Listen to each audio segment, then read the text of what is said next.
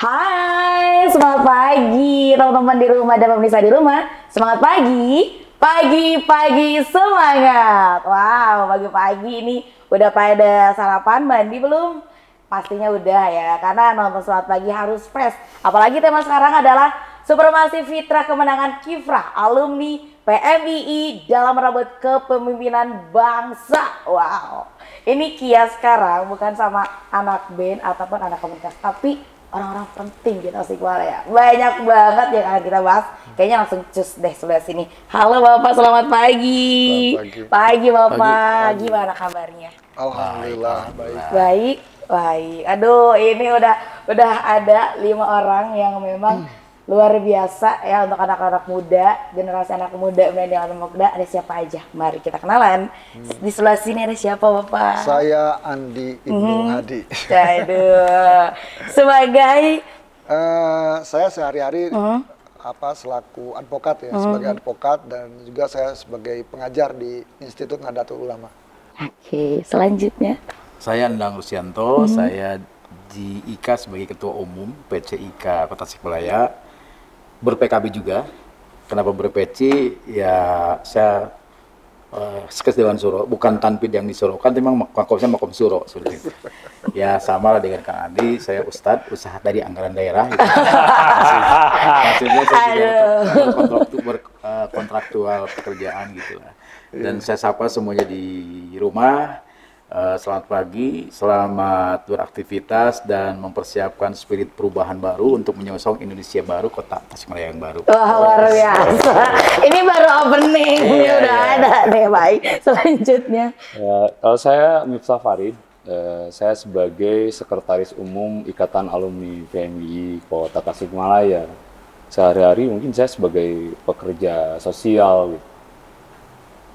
Alhamdulillah ya, barokah ilmu dari PMII akhirnya bisa tadi membantu masyarakat sehari-hari. Selanjutnya. Assalamualaikum. Waalaikumsalam. Warahmatullahi wabarakatuh. Rampes. Saya Hilman, biasa dipanggil Kang Hilman. Kalau di partai saya sebagai bendahara di P3.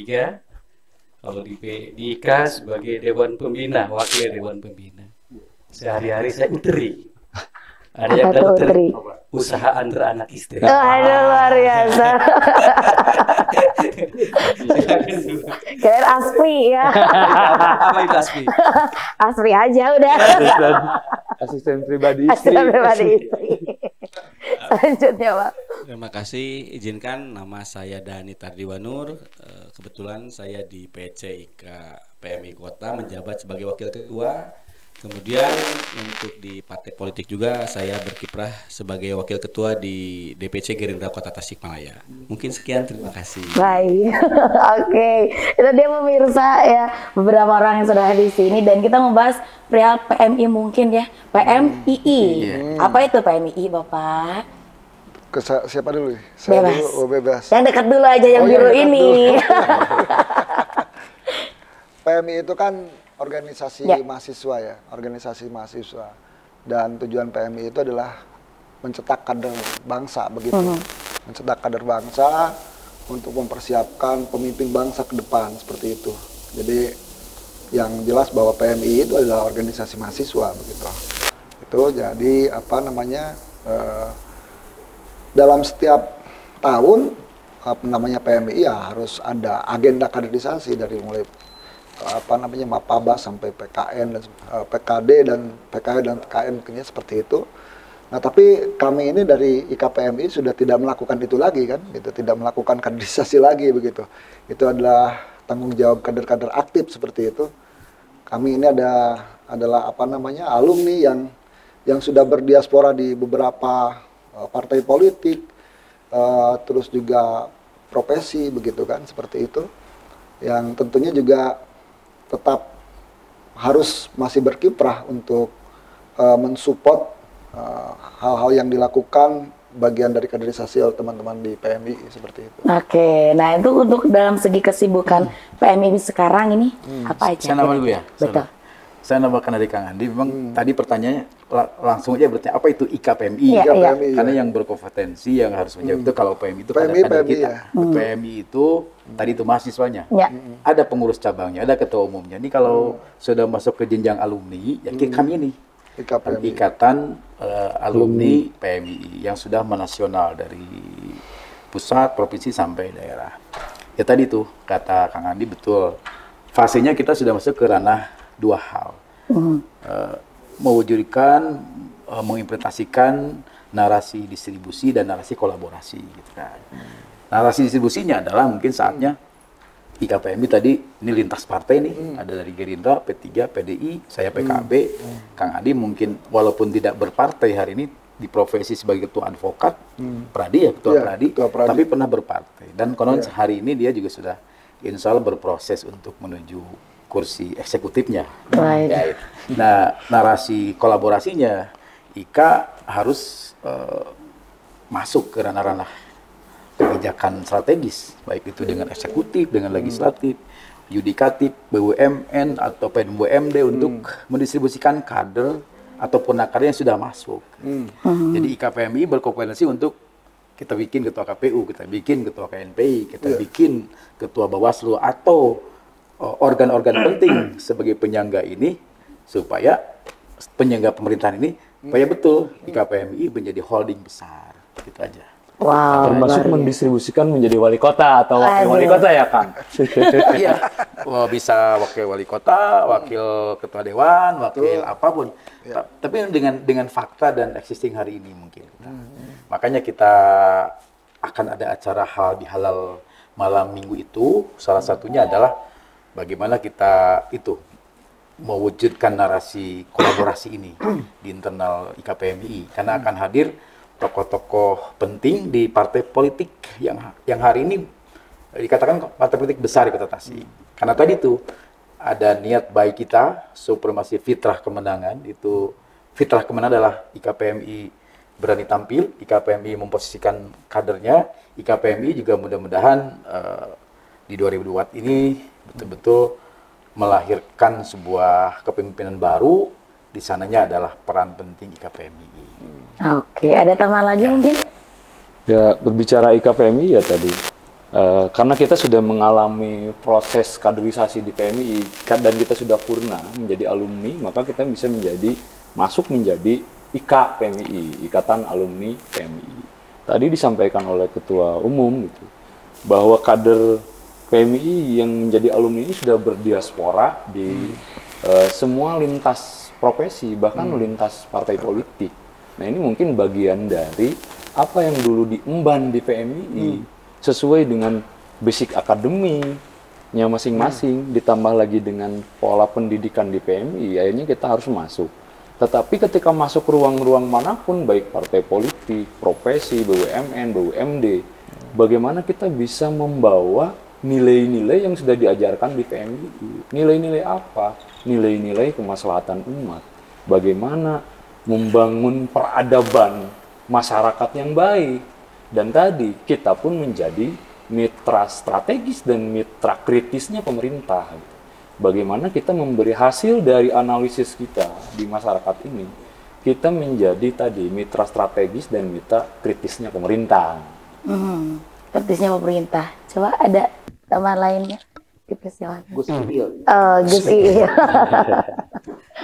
Jadi PMI itu bagi kami adalah kampus kuliah kami. Ya.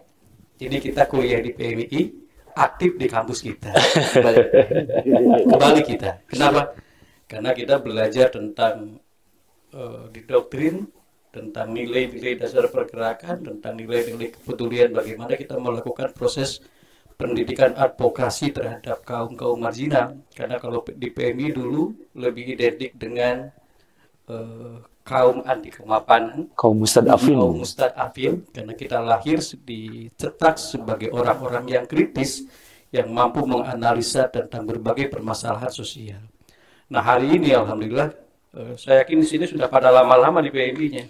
Kalau di kuliah sudah pada doktor sama master ya. Nah, hari ini kita masuk di ruang aktivitas masing-masing. Pak Andi masuk di ruang legal, saudara sebagai hukum ya Pak Andi ya, aktif di bidang hukum. Pak Andi juga sama, kita juga sama di politik.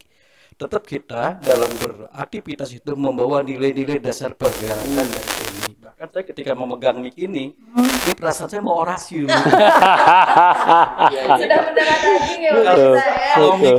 kalau megang mic kayak begini, oh, ini aksinya aksi besar. Aduh. Karena biasanya kita pakai megapon. Oke, jadi sudah terbiasa dengan mic ya. Udah aman. Dengan mic. Aman. Tapi dimanapun kita hari ini berada, kita selalu berdiskusi berkaitan dengan bagaimana membangun daerah kita dengan mengedepankan nilai dasar-dasar yang pernah kita pelajari, nilai-nilai idealisme yang pernah kita pelajari.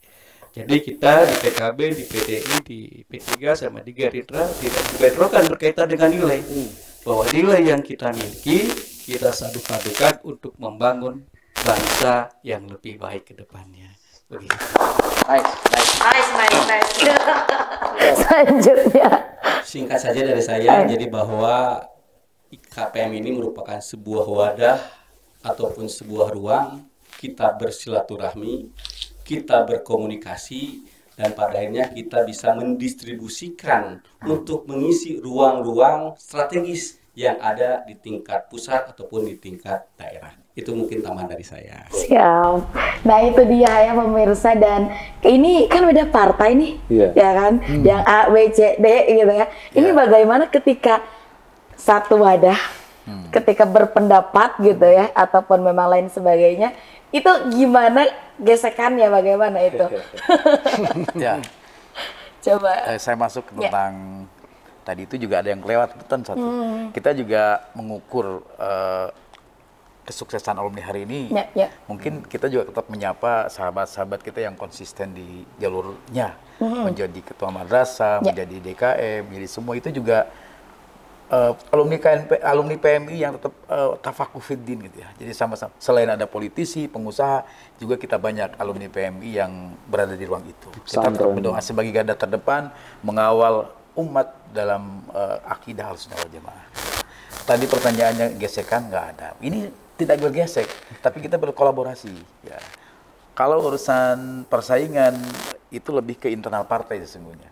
Makanya dengan kita mengadakan acara besok itu, yang ternyata muncul akan tampil figur-figur yang cukup dianggap kuat ya di partainya. Nggak usah disebut, mungkin ketua OSIS menjelaskan ini. Itu salah satunya untuk mendrive itu, mengkolaborasikan itu. Gitu. Gesekan jadikan energi persaingan yang positif, gitu ya. Oke. Ataupun nanti ditakdirkan kita tidak bareng nih. Saya di PKB, Kang Peri di PDI, Kang Hilman di P3, Kang Dani di Gerindra. Ternyata kita harus taat dan patuh dalam garis partai. Itu ada garis partai. Tapi silaturahmi kita, main mata kita, tanda petik gitu ya. Tetap harus ketemu bahwa ada satu tadi, kepentingan besar ruh Kota Tasik ini adalah dalam konteks akidah, aswaja nggak bisa ditawar-tawar. Oke. Dalam konteks aswaja itu ada maslahatul ammah, ada kesetaraan, ada keadilan, ada adalah al-masawah, ta'adul. Itu adalah nilai ruh yang digariskan oleh Nahdlatul Ulama, digariskan oleh para pendahulu NU. Bagaimanapun negara ini tetap harus berkeadilan. Supremasi aswaja, Ahlussunnah wal Jamaah Nahdiyah itu ruh kami. Walaupun beda partai, kalau ketemu itu kita clear dan finish. Gitu.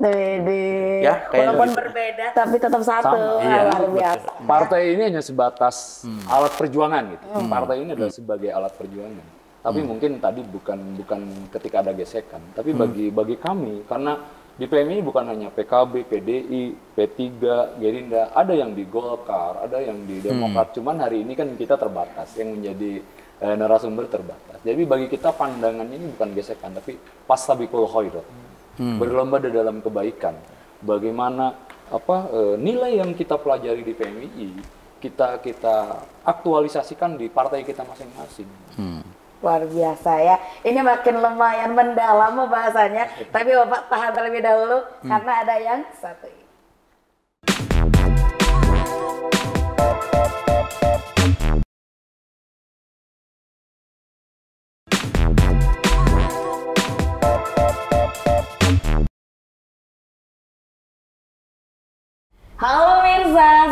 pagi masih bersama Kia Pramudia di sini di Supremasi Fitra Kemenangan Kifra, alumni PMII dalam merebut kepemimpinan bangsa. Wow, tadi sudah membahas perihal yang namanya hal-hal yang sudah kita bahas di season yang pertama. Ya, sekarang adalah season yang kedua, perihal yang namanya partai-partai yang lainnya.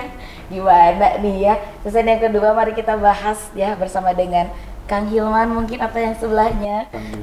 Kang Denny ya. Oke, gimana nih Pak perihal yang namanya partai? Ya mungkin kita di partai politik Ya. ada mekanisme di dalam penjaringan calon, Ya. baik dari pencalonan legislatif ataupun dari pencalonan eksekutif, yaitu menjelang penjaringan pencalonan kepala daerah. Kebetulan kami sampai hari ini di Gerindra masih di internal pembahasannya belum membuka pendaftaran untuk calon. Mungkin nanti ada yang lebih berkompetensi di wilayah itu, ada Kang Hilman, Kang Farid yang memang dari sisi partai politiknya itu sudah membuka pendaftaran untuk bakal calon pimpinan daerah yang akan berkontestasi di Pilkada 2024. Makanya dari itu mungkin mangga ke Kang Hilman ataupun Kang Farid bisa menjelaskan tentang mekanisme di internal partainya masing-masing. Terima kasih. Coba diperjelaskan dengan mic-nya. Boleh, tidak boleh sambil begini. Oh, tidak boleh, tidak boleh. Nanti saja, ditahan dulu. Baik. Sesuai dengan Ya. perundang-undangan kita, sistem negara kita yang menganut trias politika, ada eksekutif, legislatif, dan yudikatif. Tentu partai politik ini memiliki peran penting dalam melakukan proses penyiapan kader-kader kepemimpinan bangsa ke depan. Tadi kalau PMI itu benihnya, benih nilai-nilai yang ditanamkan. Kalau partai politik adalah wadah untuk melakukan proses pendidikan dan penyiapan kader-kader kepemimpinan bangsa ke depannya. Nah, dalam konteks ini tentu P3 juga sebagai partai lama, kebetulan saya juga mohon doa ya. Kalau di kota kita sebagai pemenang, kalau di pusat kita lagi berjuang. Lagi berjuang, mudah-mudahan Allah Subhanahu wa taala melancarkan perjuangan kita di MK. Bismillah, kita yakin insyaallah mudah-mudahan kita bisa masuk di parlemen. Tentu P3 juga sebagai partai tidak mau ketinggalan, dan alhamdulillah bismillah di P3 banyak stok kader yang perspektif kami memiliki kelayakan untuk masuk di dan ditampilkan menjadi pemimpin, konteksnya konteks kota Tasikmalaya. Alhamdulillah juga di P3 juga banyak kader-kader yang terlibat dalam aktivitas di sini. Ya saya sendiri, ada Pak Agus Wahyudin juga, ada Pak Asep Rijal juga dulu pernah di P3 di sana. Artinya kita sudah melakukan proses penyiapan kader-kader itu. Nah, alhamdulillah dari tanggal 17 kita sudah membuka proses pendaftaran berkaitan dengan kota, karena bagian dari kewajiban kita untuk menyodorkan kader terbaik kita dalam kerangka tasarruful umam al-ra'iyah manutun bil maslahah. Bagian dari kewajiban kita untuk tampil berpartisipasi membangun kota Tasikmalaya dengan karakter dan ciri khas ideologi partai kita P3. Kita sudah membuka pendaftaran bagi semua orang, karena partai tidak boleh tertutup. Jadi siapapun adalah partai wadahnya, siapapun berhak untuk berkontribusi untuk membangun Tasikmalaya. Dan alhamdulillah hari ini sudah banyak yang mengambil di kita. Ya salah satunya kalau kita berbicara dengan kader, ya ada Pak Haji Agus Wahyudin yang sudah daftar di P3 yang berkaitan dengan kader. Dan besok saya tunggu juga Pak Andi sebagai senior saya, sebagai mentor saya. Ya. Dan saya yakin beliau sudah memiliki kesiapan yang sangat luar biasa untuk tampil hadir juga mengambil formulir dari kita. Artinya bahwa kami dari P3 sangat terbuka untuk semua orang, dan nanti ke depan kita juga akan melakukan proses pengkajian fit and proper test berkaitan dengan kesiapan calon-calon pemimpin kita. Yang pasti kita ingin menghadirkan calon yang memiliki karakter kepemimpinan yang jelas.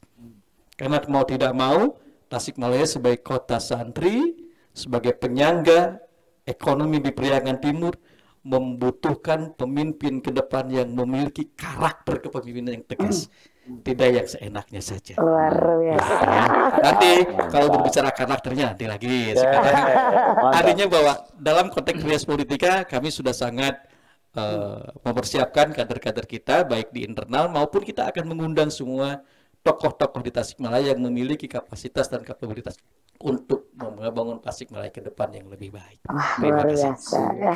Ada tambahan mungkin kalau Bapak sendiri sudah membawa formulirnya untuk Nanti nih biar nyambung, saya yang datang siap. kedatangan beliau. Saya saja Oh, iya. gitu ya.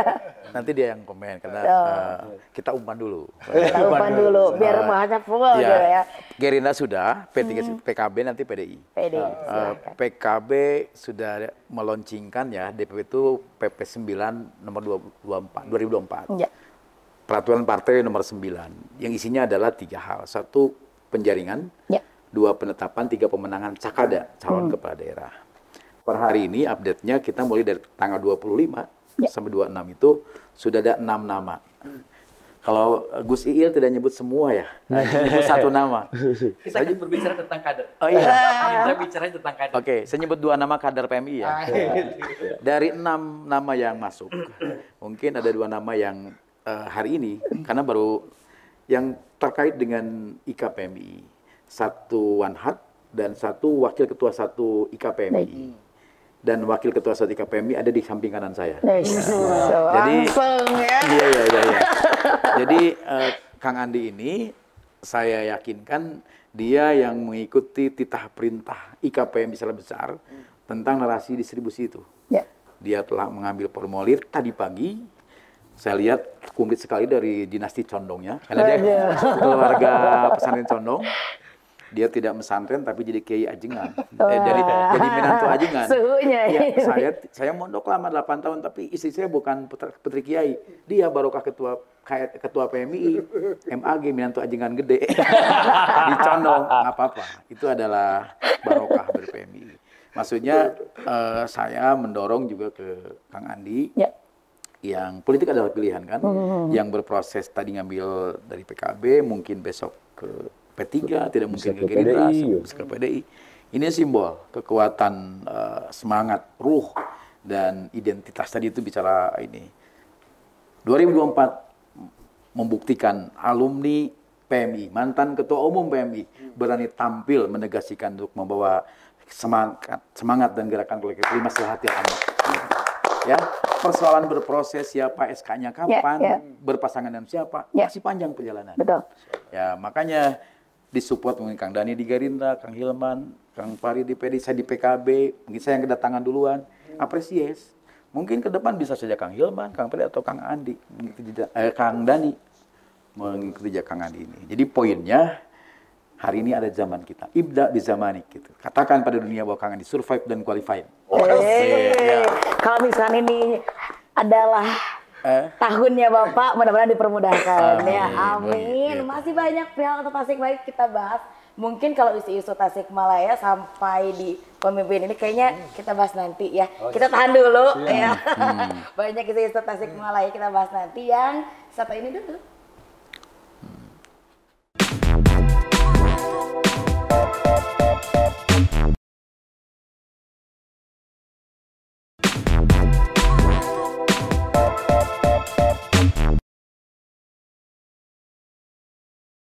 Semangat pagi, halo, semangat pagi di kali ini tentunya bertema Supremasi Fitrah Kemenangan Kiprah Alumni PMII dalam merebut kepemimpinan bangsa. Wow, tadi kita sudah ngebahas banyak banget perihal namanya segala apapun tersebut ya.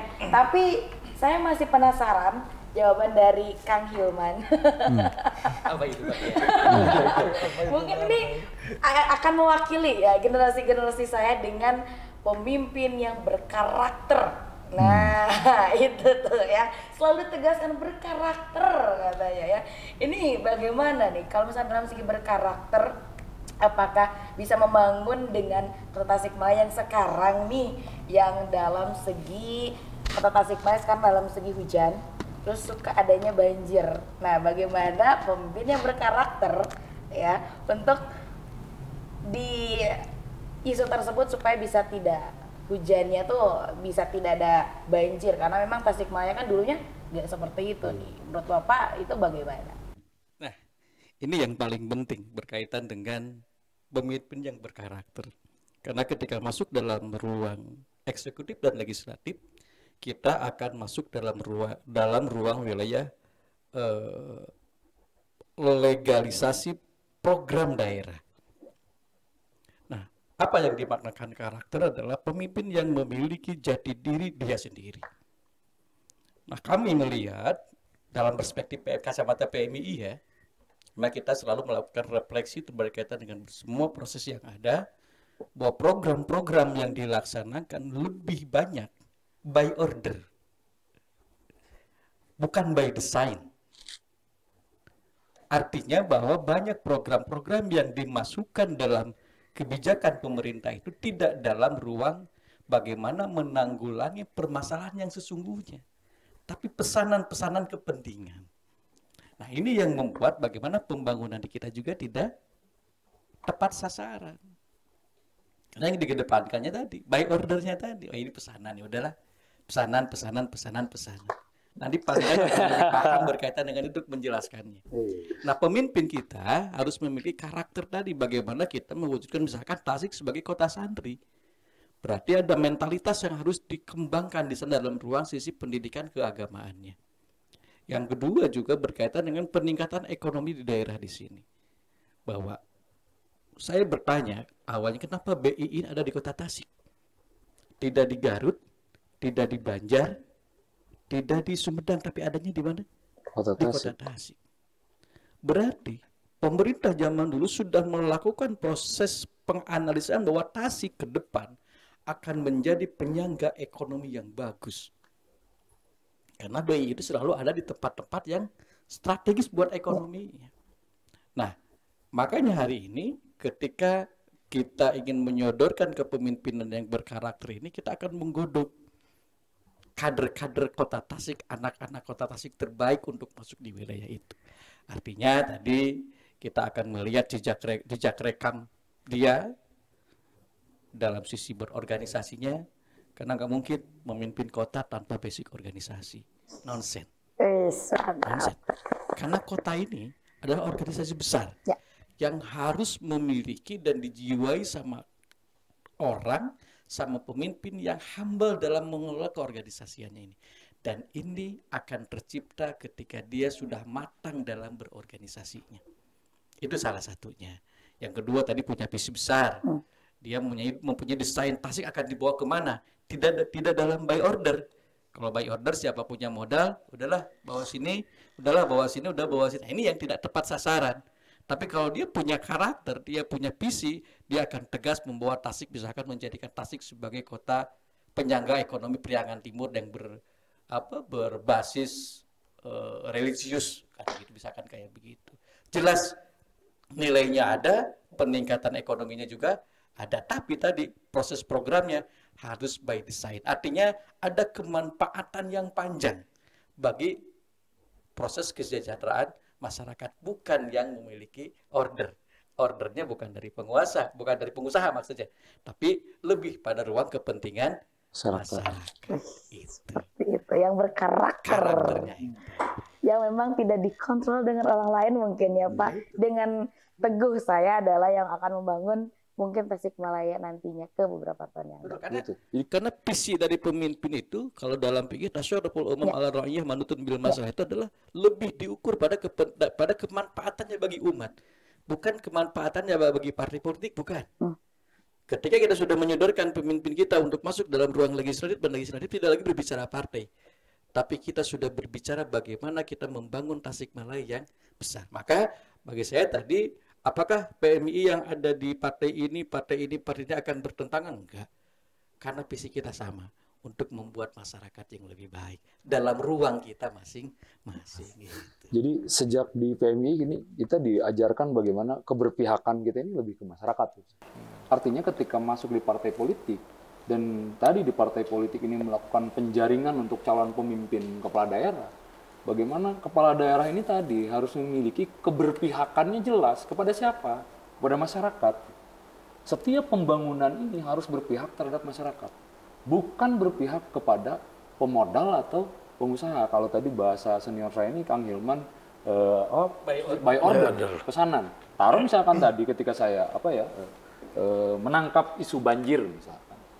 Nah, ketika berbicara banjir di Kota Tasikmalaya dan banjir ini dihasilkan dari hujan yang beberapa jam saja, banjir di perkotaan gitu.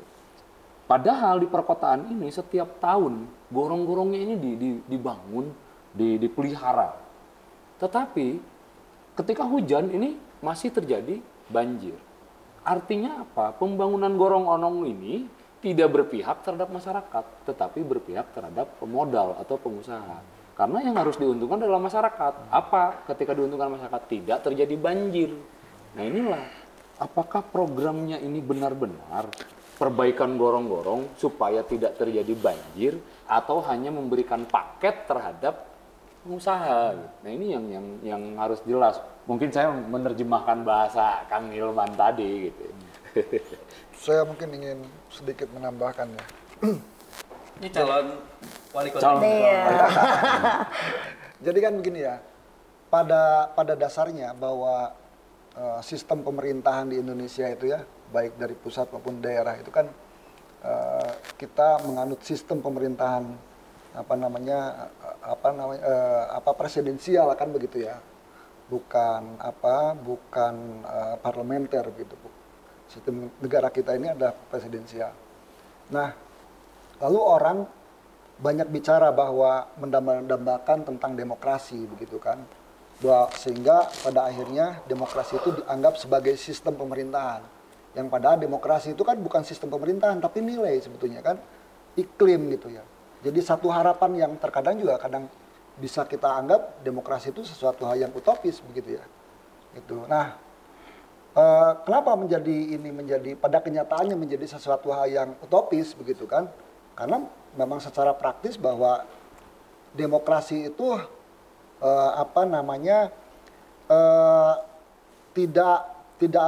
tidak merepresentasikan kehendak orang-orang yang memiliki konsep yang matang sebetulnya. Karena dalam demokrasi siapapun bisa berpartisipasi begitu kan? Dan saya yakin dalam satu negara kalau dihitung dari sisi kapasitas begitu kan, lebih banyak orang yang tidak memiliki kapasitas, bodoh dan tidak paham tentang politik, tentang hukum dan sebagainya, menyampaikan aspirasi, dan itu dihitung secara kualitatif bukan kuantitatif. Bukan secara kuantitatif. Nah ini kan juga menjadi bahaya. Nah dihubungkan dengan sistem pemerintahan di daerah, gitu kan, jargon demokrasi ini adalah terimplementasi dalam otonomi daerah, gitu, dalam otonomi daerah, dan itu berlaku bukan hanya sekedar di Indonesia, seluruh dunia yang mengaku di negaranya demokratis itu kan bicara tentang otonomi daerah, begitu kan, bagaimana memberikan ruang-ruang yang lebih luas lagi, kewenangan yang lebih luas terhadap pemerintah daerah. Saya melihat bahwa otonomi daerah di Indonesia ini ada yang bilang setengah hati, ada yang bilang juga setengah mati, begitu ya, bukan setengah hati lagi, gitu kan, banyaklah seperti itu. Nah, ini kan kaitannya dengan kalau kita hubungkan lagi dengan bagaimana pemimpin yang berkarakter, gitu kan, bagaimana menciptakan satu pemimpin yang berkarakter, ini kan tidak ujug-ujug begitu ya, tidak ujug-ujug, lahir dari sebuah kaderisasi. Nah, kaderisasi itu dibangun dari mana? Dari organisasi masyarakat sipil, dari OKP, begitu kan, dari NGO dan sebagainya. Contohnya adalah seperti juga di PMII, begitu kan. Nah, ini kan harapannya seperti itu, sehingga mereka akhirnya berdiaspora di partai politik, di praktisi kan, begitu seperti itu. Dan berharap bahwa nilai-nilai yang ada itu adalah nilai yang ditanamkan dalam organisasi-organisasi kader ini juga berjalan begitu. Nah, tentunya ini kan harus menjadi supporting system dalam membangun sistem pemerintahan yang demokratis tadi begitu. Nah, apakah memang tinggal mungkin posisinya yang berbeda satu dengan yang lain. ada di posisinya yang eksekutif, ada yang di legislatif, atau juga ada yang berfungsi sebagai kontrol sosial. Nah ini kalau saya melihat bahwa hari ini contohnya di kota Tasikmalaya gitu kan, dan ini juga saya pikir juga bukan hanya di Tasikmalaya, ini pada umumnya ya berlaku di setiap daerah. Apa ya? Sekarang ini kan sepertinya pemerintahan di daerah itu tidak ada kontrol, gitu kan? Saya melihat begini. Mungkin wali kota itu sekarang lebih takut sama gubernur daripada sama anggota DPRD Kota Tasikmalaya seperti itu. Karena memang undang-undangnya seperti itu, begitu ya. Itu jadi tidak ada LPJ kan kalau sekarang, gitu kan tidak ada LPJ. Nah sementara, gitu kan, aspirasi masyarakat di daerah itu disalurkan melalui partai politik yang kemudian melalui anggota DPRD. Nah kalau memang ini tidak disiasati ya dalam bentuk regulasi maupun partisipasi publik, menurut saya pemerintahan di daerah itu akan sangat mengecewakan masyarakat. Gitu. Jadi, nah kembali lagi bahwa menurut saya bahwa pemimpin yang berkarakter itu adalah yang lahir dari sebuah organisasi baik itu organisasi masyarakat atau juga NGO atau juga OKV yang memang tujuannya adalah untuk melahirkan satu kader bangsa. Selain itu juga pemerintah mencoba membuat satu regulasi yang memberikan ruang, begitu kan, yang memberikan ruang adanya partisipasi publik. Contohnya sekarang begini, ada nggak berani gitu kan, satu pimpinan pemerintah daerah yang dia bisa membuka APBD begitu. Padahal kan itu kan informasi publik yang harus diketahui oleh masyarakat umum. Tapi saya pikir juga malah kita akan mendapatkan sekian kesulitan masyarakat ketika ingin mengetahui anggaran di kota Tasikmalaya ini berapa sih sekarang, untuk jembatan berapa, untuk jalan berapa, akan dibangun di mana dan sebagainya. Kalau tahu memang ada ini yang tidak sesuai ya dengan aspirasi masyarakat bisa melakukan protes atau bahkan juga melakukan gugatan dan sebagainya. Dan bahkan itu juga hal yang ditakutkan oleh pemerintah, sehingga memang suudon kami begitu ya. Itu kan saya dari praktisi yang terkadang itu memang ditutupi karena apa? Karena memang ya tadi itu gitu ya. Nah intinya juga bahwa pemimpin kita ya harus anti korupsi. Nah itu. Oke, ya anti korupsi ya. Nah kalau misalkan kayak gitu Pak, kalau misalkan dalam segi terakhir nih ya, untuk anti korupsi bagaimana supaya tidak ada korupsi ini untuk sudut pandang Bapak itu sendiri? Yang gini ya, korupsi itu kan pertama pertama dari sistem, kalau menurut saya begitu. Jadi ada by system, ada by person gitu. Ada by system artinya regulasinya harus ketat, begitu kan? Tidak menyisakan ruang terjadinya fraud gitu ya, terjadinya penyalahgunaan gitu. Yang kedua adalah person. Jadi artinya orangnya begitu kan? Orangnya ini adalah bisa dia adalah sebagai pelaku dalam pemerintahan maupun kesadaran masyarakat untuk melakukan kontrol terhadap kebijakan pemerintah kan begitu. Nah ini jadi contohnya tadi terkait dengan kebijakan begitu kan, terkait dengan di sistem pemerintahan. Bisa tidak kalau seandainya Kota Tasikmalaya itu ya apa yang dilanggar, coba dari hukum apa yang dilanggar kalau seandainya APBD itu coba diupload, diumumkan begitu kan di websitenya resmi pemerintah Kota Tasikmalaya bahwa Kota Tasikmalaya di tahun 2024 ini rencana belanjanya berapa begitu kan, berapa besarannya, proyek yang akan dibangun apa saja begitu kan, dan sebagainya seperti itu. Dan seharusnya itu kan bagian dari informasi publik yang harus disampaikan oleh masyarakat. Nah ini aja contohnya seperti itu. Ini untuk mengantisipasi contohnya ke korupsi dalam anggaran. Ini kan setiap tahun ada saja di Kota Tasikmalaya begitu. Saya di tahun 2023 contohnya, saya juga menjadi saksi ahli gitu ya. Tidak saya sebutkan begitu ya. Nah, kasus-kasusnya apa, tetapi di Kota Tasikmalaya. Saya dengar juga hampir-hampir juga kemarin juga ada kasus juga korupsi kan begitu ya. Begitu kasus korupsi juga saya juga tadinya diminta sebagai ahli gitu kan, tapi saya pikir juga saya hari ini lagi sibuk kampanye begitu. Jadi saya tolak juga. Nah itu ya. Jadi intinya itu ya. Jadi sistem dan orang gitu kan. Orang orangnya bagus, sistemnya juga jelek, ya orang bagus bisa, kalau sistemnya jelek ya ikut jelek juga gitu ya, gitu seperti itu. Oke, mudah-mudahan Tasik tidak ada korupsi ya Pak ya. Iya. Anti korupsi. Ada yang terakhir tadi sampaikan dari Bapak Sebenarnya, ya Pak ya. saya menambah tadi Ya. berkaitan dengan pemimpin berkarakter itu ya. Tadi saya masuk kepada ruang bagaimana kita mengantisipasi berkaitan hal-hal peluang adanya korupsi di Islam, di kita karena kita sebagai partai Islam sudah sangat jelas bahwa karakter pemimpin itu ada 4. Pertama sidik, maaf bukan sidik yang hari ini lagi ini ya, nanti saya malah jadi dimarahi sama senior saya.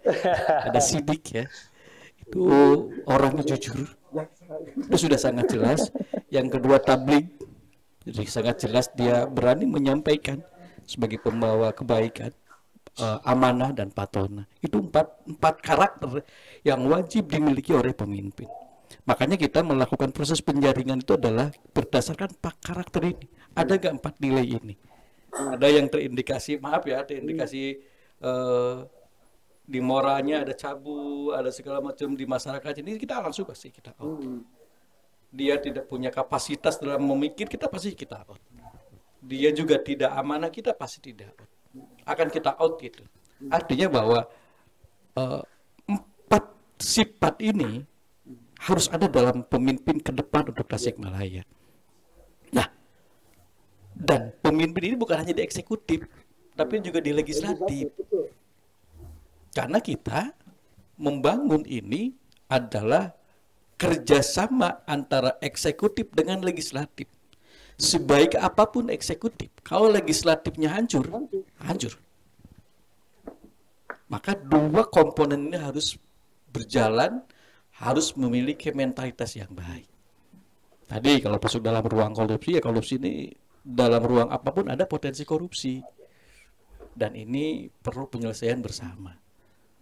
Kita tidak bisa menyalahkan, oh ini korupsi gini-gini. Misalkan, maaf, masyarakat bilang, dewannya suka korupsi, wali kotanya suka korupsi, gubernur suka korupsi. Oh iya, kenapa? Karena ongkos politiknya mahal, karena kan gitu. Siapa? Balik lagi ke karakter masyarakat. Makanya balik lagi tadi kata saya bahwa kalau ingin membuat sebuah bangunan yang baik, tidak hanya dalam ruang yang ininya, ruang hasilnya, tapi dalam prosesnya juga harus berjalan dengan baik. Misalkan hari ini, oke lah, kalau legislatif kemarin kalau banyak orang yang mengatakan pileg kemarin itu pileg yang sangat barbar ya katanya ya.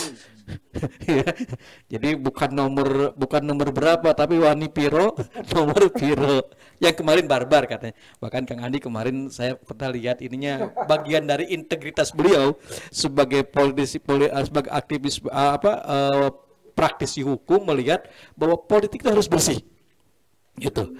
Nah, hari ini bagaimana masyarakat juga ketika besok bulan Agustus sudah mulai pendaftaran calon untuk eksekutif, wali kota dan wakil wali kota, kita politisi yang ada di berbagai partai, kemudian lembaga swadaya masyarakat, para teman-teman kita yang ada di pesantren, para guru-guru, para pekerja-pekerja sosial harus bersama-sama menyadarkan masyarakat bahwa harus memilih dengan integritas pribadi masing-masing. Kalau tidak melakukan itu, outputnya pasti akan balik lagi. Karena kenapa? Karena ada kos politik yang mahal. Maka tadi saya tidak dalam partai kita akan mengedepankan yang 4 dulu: sidik, tabligh, amanah dan patona. Kalau yang lain-lainnya kita lewat dulu begitu. Sedikit ya biar nyambung. Tahapan tadi baru penjaringan, penetapan, pemenangan. Penetapan ada di DPP kalau PKB itu. Jadi pangan didaftar, nanti ada uji kelayakan kepatutan di sana, UKK namanya.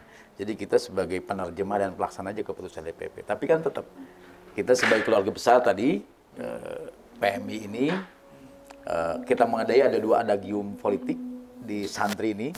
Satu ada siasatul ummah mabniyatun ala aqidatiha. Ini saya pesankan nih ke waktu saya. Penetapan politik itu biasanya sebuah keyakinan. Umat meyakinkan pilihan politik ketika dia meyakinkan. Jadi pastinya itu meyakinkan, yakinkan. Ini Gus Iyul sudah meyakinkan public constituent sehingga terpilih gitu. Itu asya satu ummah mabniyatun ala aqidatiha.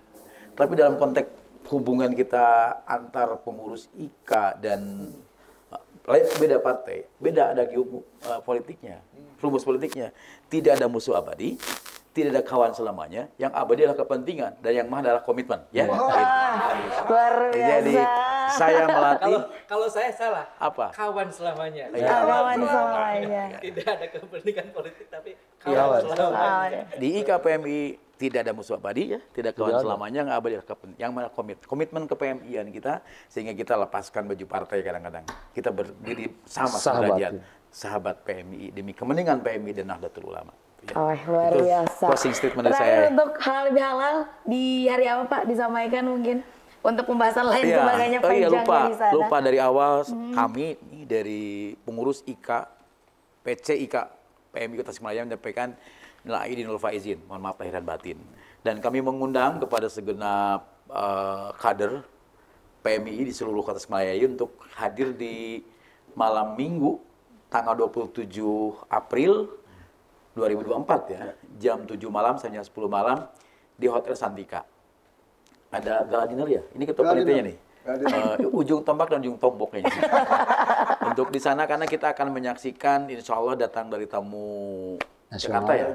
Ada politisi nasional, insya Allah ada kalau jadi Mas Huda Syafi'i sama Saiful Huda Syafi'i sama Faisal Reja dari P3-nya nanti ada Pak Agus Wahyudin akan orasi politik, dari Gerindanya Pak Aslim akan orasi politik, dari PD-nya Pak Muslim. dari PKB ada 2 tokoh milenial dan sedikit Kolonial. bukan kolonial tua, Pak Haji Badu Zaman sama Pak Wahid. Dan saya dengar tokoh agraria dan maha senior kita Kang Agus Yana pun ikut nanti sumbang saran, masukan dan energi positifnya akan kita download buat perjuangan sahabat kita. Saya tunggu semua, mudah-mudahan kita bisa berhalal bihalal, tidak berharam biharam gitu. Kita menatap masa depan bermalam mingguan dan yakin pada keputusan nanti IKPMI bisa mengukir sejarah di Pilkada 2024. Amin. Amin. Semoga sukses Bapak. Iya. Semoga yang selanjutnya jadi. Amin dan amanah dan berkarakter. Oke. Itu dia pembahasan pagi hari ini. Wow, makanya ya pemirsa harus yang berkarakter. Bukan hanya pemimpin dari Kota Tasikmalaya dalam pekerjaan apa pun harus berkarakter ya Pak. Berkarakter itu yang ditekankan ya. Bukan Aspi ya. Iya. Iya. Bukan asli ya. Aduh, sampai jumpa pemirsa. Tetap pokoknya selalu nonton Semangat Pagi. Semangat. Semangat.